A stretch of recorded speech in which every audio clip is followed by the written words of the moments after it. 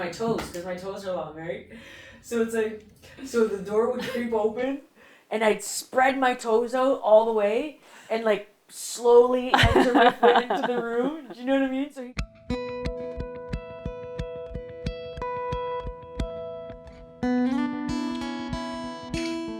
This podcast is not an alternative for mental health assistance and/or counseling with a licensed professional. For any specific medical questions about your condition and/or concerns, please contact your healthcare provider.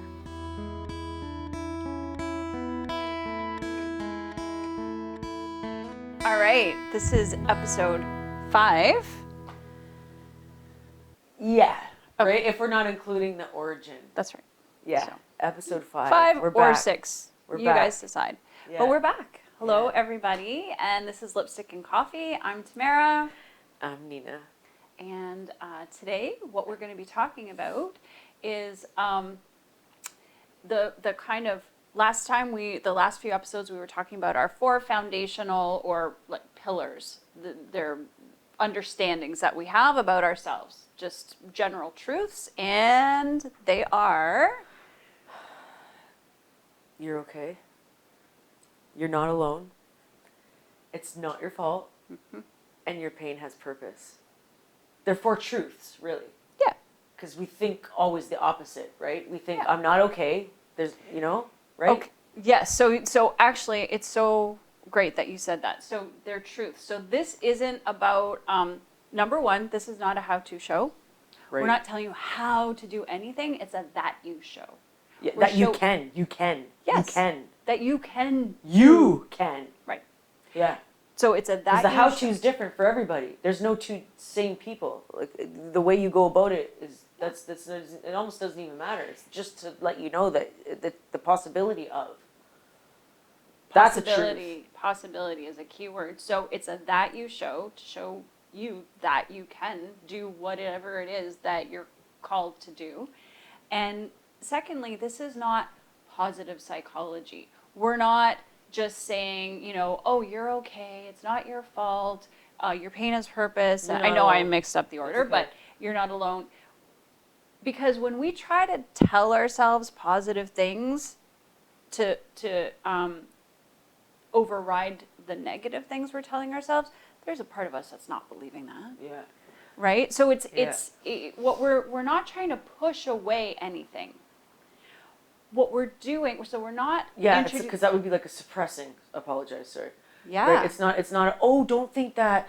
Think this. It's no. First, because we do have to allow those whatever it is coming to surface, but to know that the truth is those 4 things, and they're always showing. They're always the opposite is what's always coming up to our brains, thinking I'm not okay. I am alone. It's my fault. My pain has no purpose. Why am I being tortured? Like, that's what our brain's always going to tell us. Yep. But there's a reason why our brain's telling us that. Can I pause you for a moment? Mm-hmm. Okay, before we go into the reason, because there's a lot here. Yeah. But so the key is that we're not telling you how to do anything. And we're also not asking you to suppress anything negative and replace it with something positive. That's not what this is about. Yeah. You said it.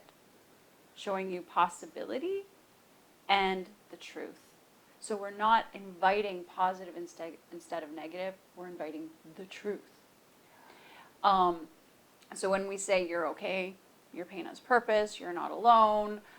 It's not Why your fault. am I not? It's not your fault. It's okay because they don't happen in order. That's okay. They keep happening over and over again. Yeah, but when we say that, it's not because we're essentially telling you the truth. And over the next however many years we're here, we're going to just keep showing you how to pay attention to what's true and not worry about the positive or the negative. So that's where we're headed.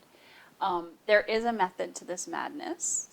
I've been coaching for a few years now. I was trained and certified as a compassionate inquiry practitioner. That's Gabor Mate's and Satdaram Kaur's approach to psychotherapy, and that's been a really foundational learning for me and an awesome experience. But I've also now been taking from other modalities, other areas of interest. Wonderful friend and colleague, Luke Snusky, developed a book and a program called Soma Wise, and really looking at the body. And now, through my experience and my learning, I've been able to create a kind of a system that I can offer other people so that everyone can do this for themselves. How do we approach any given moment? Never mind any major change that we want to make. And there are certain steps that we can take that we can apply to any situation that we find ourselves in, that we don't want to just jump to our, habitual way of acting, but ways that we can actually pause and apply these steps. Sorry, no. Because Yeah, what I was gonna, what it made me think of is, so, because when everything's great. There's no problem. Mm-hmm. This is when you talk about, because I know what you're gonna say, but I won't say it yet, because this is what we're explaining. But what this applies to is those times when I'm stressed out. This is a problem for me. I don't know how to handle this. This is making me angry. I'm upset. Like, it's all those times where you feel that you have no control. This is where all this really comes in, because the good things that we experience are never a problem. The good things we experience don't give us anxiety, don't give us depression, don't create issues for us. It's the stuff that, like that, the stuff that's this. Do you know what I mean? Yeah, like I don't know how else to. It's that's like, okay. Yeah. So yes, so that's when we typically reach. This is like the rescue. This is Okay. flowing, Well, throwing that like a lasso. It's like this is what you. Yeah, it could be a rescue, but I invite people to not use it as a rescue, because. Yeah, I know what you're saying. Right. This is just something that just should be in your being. So one really important thing that you just brought up is that typically we don't even look for a change in our lives until we're uncomfortable, until we're in pain, until we've got a problem. That is exactly one of the reasons why our pain has purpose. Because when we're in pain, when we're uncomfortable, when we're pissed off, whatever, that is when we're alerted to the fact that maybe something needs to change. It's like a little alarm. It's an attention grabber, right? Like yes, it's like, exactly. Oh, it's exactly, yeah. It's grabbing our attention because something needs to change that we've just not even been paying attention to. So bring it all in. So what are we doing? So I am offering a way to not just approach the discomfort, but to approach anything. However you might find in the discomfort, that's when you want to start, because you're like, everything's fine, I don't need to change. But I'm also guessing if you've watched this long today, there's something going on in your life that you're like, there's something I would like to change, or something's not comfortable for me, or if only, whatever, my brother or cousin or friend could be different. There's something going on in your life that is keeping you and your attention here. And what we're offering is not how to change something, but how can we operate differently in the world to be open to and invite those changes to happen. Maybe more comfortably, but I don't want to make promises. So here's. Did you want to add something? No. Okay, so I want to show everyone something. Let's say, for example, you decide, you know what, pop, soda, whatever you call it, not so good for me, right? I don't think I'm telling anyone anything new. And you're like, okay, so I'm drinking this cola. Let's play it safe. I'm drinking cola.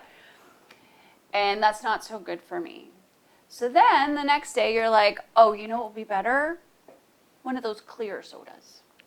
Or a zero something. Or, I don't know, diet grape or whatever. Yeah, the diet. Diet grape or, yeah. So whatever it is. The fact of the matter is, it's still pop. It's still not good for you. Just because you've chosen a different one doesn't mean that you've chosen differently. Yeah. The different choice would be to not drink pop. And we refrain from it because we know that we're going to go through that withdrawal because it's sugar. And I know people who have literally stopped drinking pop, and it's not easy. It's not easy. There's all kinds of stuff that comes along with making that change.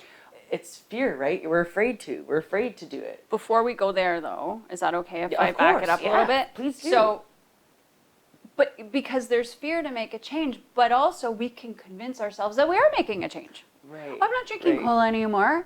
I've made this big change. Now I'm drinking root beer. No, that's not a change. You're still doing the same thing. Yeah, and not realizing it, right? Well, not realizing it, thinking we're convincing ourselves Yeah. we're doing things differently. Yeah. We're convincing ourselves that we're operating differently, and then in 3 weeks or 6 weeks or whatever, when we've fallen back to our old habits, or we're still not experiencing the life that we want to experience, we thought, oh, well, now I'm drinking, lemony soda. I thought my whole life would be different, and my husband would be happier or whatever. I don't know. Right. And then it's not happening, and then we're like, oh, but I made this big change. Actually, really? Was that a change? So that's just a small little analogy. So here's what I'm seeing all the time, is that people are like, I'm not happy with my life. I'm not happy with my behavior. I'm not happy with my anger or whatever. I'm doing this and I need a change. I'm doing this, I need a change. And what do they look for? Something different to do. Right? Because in our society, we're told that, we have to do. If something's not working, do it differently. Do something different. Except that we're always doing. We're always drinking pop. Just because we're choosing a different pop doesn't mean we're different now. So as long as we are always doing, as long as we're trying to find the thing to do, we haven't actually made any change. Does that make sense so far? It does. Well, it makes sense to me. I mean, we talk about this so much. Yeah. I know. I'm hoping that people are getting what we're trying to say, because it's different when you're hearing it first, right? You're like, what? You just made me realize. Oh, go ahead. Like how we've had conversations about someone can come in and it doesn't matter who it is, fill in the blank, right? They are the problem. They are the problem. My husband, my wife, my siblings, my children, my best friend, my boss, my neighbor, my whoever it is. Not realizing there's something that you can do differently to change the whole dynamic between. It has nothing to do. Yes. Can I offer something? Please do. When you say there's something that we can do differently to change, I'm going to offer something even different than that. It's inside though, right? Like, well, it's inside. What if it's not changing anything out there? For me, the key is the doing. And the key word is doing comes from in. Okay. Right? We're going to get there. Okay. Is that okay? Yeah. Here's the thing. As long as we're finding something different to do, we're not actually making a change. We're not living differently. Yeah. So what I offer is what I'm calling undo coaching. Undo. Stop focusing on the doing. Yeah. But so if we're not doing, then what are we doing? Well, the only thing I can come up with, the only thing I know is when we're not doing, we're actually being. Yeah. Right? Yeah. That's different. And yeah, so people might be confused, like, well, what do you mean? I just don't do anything? What? That doesn't make sense. I have to do stuff. I have to work. I have to da-da-da-da. Okay, 2 things. One thing is this. I'm not saying you're not going to do anything, but we're going to take the attention off of the doing and start paying attention to how am I being? Yeah. Right? Not what am I going to do in that situation, but but who do I want to be in that situation? And so then, because how many times have we had I used to spend my life strategizing. Well, the next time so-and-so does this, that's it. I'm going to say, stop the car. I'm getting out, whatever, right? Like we're constantly strategizing. This is what I'm going to do. This, This yes. is what I'm going to do. This is what I'm going to do. Exactly. I got to do something. This is what I got to do. Yeah. Instead of what's happening. Well, Right that now. you're just one step ahead of me. Okay. I know. That's okay. But instead of, what am I going to do? Who do I want to be? So what does that involve? That involves really taking a moment and asking myself, like, what are my values? You know? Do I value honesty? Do I value kindness? Do I value, I don't know, what would be another value? I'm trying, those are the only two those are my only two values, apparently.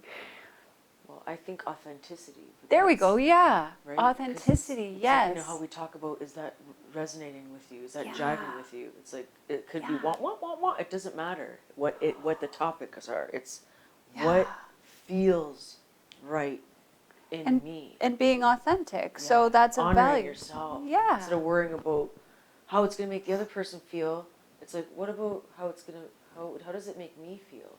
Okay, so Right? so Making on yourself priority. yes. So then if we start to focus on that, the questions change. Not what am I going to do? Well, am I going to be authentic in that moment? And then what would that look like? Yeah. What does that feel like to be authentic in the moment? Yeah. And so this is how my approach is different. We're never focusing on the behavior. We're never focusing on our actions. We're focusing on, who am I being in this moment? Am I being honest? Am I being kind? And that involves also being kind to myself. That's not just kind to others. Am I being kind to myself in this moment? So it's always first. It's always here. It's always. It's like this is now the symbol for the book. It's that yeah. book. Like, if you don't know the book, you got to look in. Yeah. Was the it first origin? episode? Yeah, origin episode. Because it really, everything really does start here, with you. Okay, so this is bringing us to the second point, because people might still be saying, well, still, whatever, who am I being, but what am I going to do, nothing now? Okay. If we just sat here, right, because you're saying it comes back to what's going on in here. Yeah. My mind is like, oh, you're not really doing anything.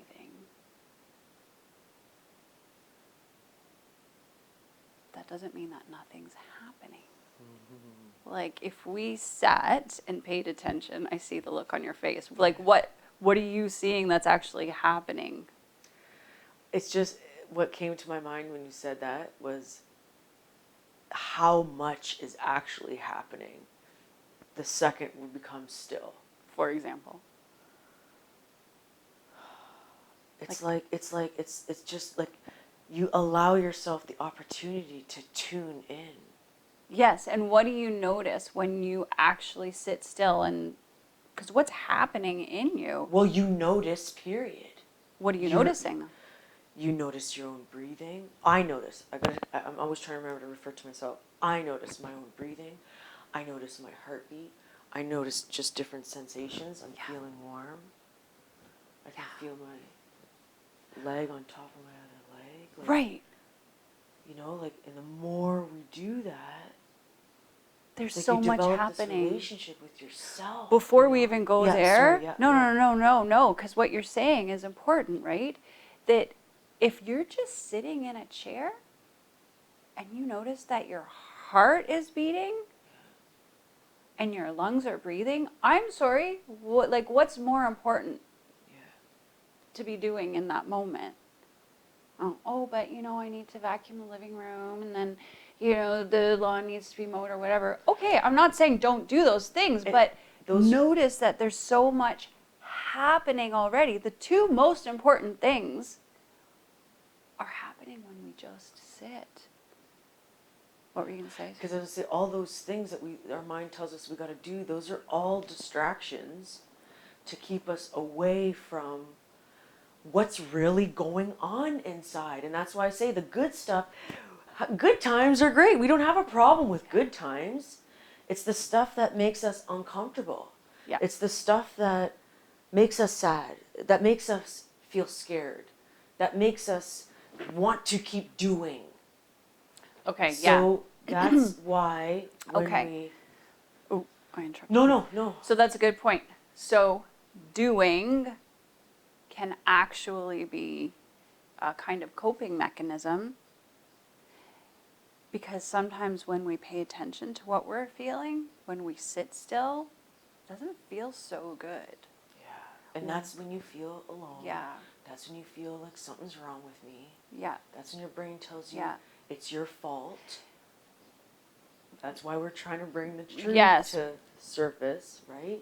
Okay, yes. So that's perfect. Because so, it's just this cycle of it just keeps happening over and over. You can figure something out and then, oh, there it is again. Like we have conversations all the time saying, oh, wow, which one of the 4 is that from? Whoa.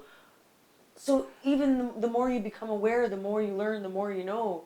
It's amazing how it still happens. So yes, and we become aware that when we become still and we notice our thoughts, our sensations, our emotions. So I think we'll wrap it up soon, but that's hugely important, that we're inviting you to focus on being, not doing. Who am I being in this moment? Noticing that even if I just sit perfectly still, there is so much happening in this body. My heart is beating. My lungs there's parts of my body moving to draw air in and let it out. Like, my mind doesn't know how to do that. Like, if I eat food, my body literally detects what's nutritious and hangs on to it and sends it to different places in my body, and then gets rid of what's either toxic or not necessary. Like, Yeah, you don't decide to do that. No. We're doing so much while so much is actually already going on, and it's about Happening. tapping into that, right? Like, So when the mind, it starts to tell us, oh, but we're not doing enough. Okay, that's fine. Notice it, but I invite you to operate differently. Have a conversation with the mind and be like, listen, for 5 minutes, could you pay attention to what's going on in here? And notice all the incredible things that are happening for me. And find out how that changes your life. Find out what happens after those 5 minutes. I don't know what's going to happen for you. You might feel better, but you might not actually, as you it said. might be scary. Things might come up that you're usually distracting yourself from. You might feel scared. You might feel alone. You might feel all kinds. I don't know what you're going to feel when you pay attention. So that's, I guess, like you said, the reason why we're here, to kind of like be there for you as you start to operate in being and not doing. Yeah. I know you're... No, yeah, I would just want to say, I feel like, I think that should be the homework. You know how we talk about experiments? Any, it's like, oh, this is going to be an experiment. Yeah. Okay, we'll talk more about experiments at another time and how we go so into those. But this is an example. This would be an example. You do your own experiment today, or whenever you want. Literally set a timer for 1 minute even. Yeah, 1 minute. Just It's a good 1 start. minute, and tell it. Sit in a chair and just sit comfortably, and just close your eyes. And as if you're taking notes, just try to make a list in your mind of things that you can notice. Yeah. I notice myself breathing. I'm noticing the birds outside. I'm noticing my heart is beating fast, or it's not beating fast. It's trickier to do it when you're upset about something, but it's actually cool when you're upset. But that your heart's still beating. Like, it'd be way scarier if it wasn't. Like when you tune in, right? Instead of looking out there and making yourself busy with what you got to do, it's like close your eyes just for a minute and look inside and just try to take notes. because we don't do that. So there's magic when there's magic in doing, and we're saying don't do, but there's magic in doing that. I'm using the do word in a different way, because you're actually taking the time to notice what's going on without your control, like without you saying so. You know, I'm not telling the birds to chirp. I'm not telling my heart to beat a certain way. I'm not making myself feel uncomfortable the way I'm sitting. It's the practice of noticing. The practice of noticing. And I love just it. 1 minute. Just 1 minute here, 1 minute there. And then you'll get, then you start moving up to different layers of the noticing. And can I, Yeah. So, and we're noticing everything, not just what's wrong with us. Because Or often, what your head's telling you is wrong with you, right? Yeah. Yeah. So we're noticing everything. We're noticing, you can start with your heart still beating and your lungs are still breathing, because that's the truth. Like I said at the beginning, this isn't about, oh, I'm just going to say my positive things about myself. No, we're going to say true things about ourselves. Yeah. The truth is, my lungs are breathing and my heart is beating. Whew. And you're feeling what you're feeling. Like the whole presence thing. Because when we're doing the noticing, that's being present, right? And when we're thinking about doing everything we're going to do, I'm going to do this, I'm going to do that, I'm going to do, we're necessarily being present when you're doing that. Can we close on this? Because being present is because we can only be present in one moment, which is right now. But this is what's I'm like, coming. This is the series of the next 5 episodes that you're going to talk about. Yeah. So can I just say at least the acronym so that they know, like, this is a preparation for the acronym. Yeah. Because the acronym is ACT UP, which is so funny because it's like act up, but it's I'm not supposed to do anything. It doesn't make each sense. word ACTUP represents a word. It's an acronym. ACT UP, and you apply. This is what her undo coaching is all about. And your undo coaching is applying the ACT UP, but the ACT UP gets applied only when you're present and you're noticing. Those are like the ground. It's like you need in order to drive your vehicle, you got to have gas in the car and you need the keys to start the engine in order to apply the ACT UP. And the ACT UP gets applied to everything in your life. Yeah. Good, bad, scary, sad, exciting, good things, bad things, whatever your brain's going to tell you it is. Life, in order to be, instead of do, and apply ACT UP, you got to be present, and you got to allow yourself the opportunity to be able to notice. Are we going to tell people what ACT UP stands for? Let's do it. And then we're going to close? You do it, yeah. A is aware. The first way to be. These are all 5 different ways to be. To be aware, to be curious, to be tender to ourselves, to be understanding of how we got here to this place that we're at. Whether it's a situation or, it's and to be prepared to change. So that's where we're headed in our next episodes. And you've got your experiment that you can take on if you'd like. Set your alarm 1 minute and notice what's going on. Yeah, just close your eyes. Yep. And like be an observer. Put your lab coat on like you're a scientist. Yeah. And just make notes in your mind. Yeah. Of what you're noticing. Okay. We've been forgetting. Bear hugs. We're sending bear hugs. Because hugs are healing and giggles are good. Bear hugs. See you next time.